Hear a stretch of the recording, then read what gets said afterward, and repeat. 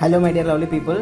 So ఈరోజైతే అవం helping hands ఆధ్వర్యంలో అనిల్ కొల్లపూడి అన్నగారి సిస్టర్స్ లక్ష్మీ ప్రత్యూష అండ్ నాగలక్ష్మి గారుల జ్ఞాపకార్థం అన్నగారైతే స్లమ్లో ఉన్న పిల్లలకి 100 మందికి పైగా టోస్ ప్యాకెట్లు పంచడం జరిగిందనమాట.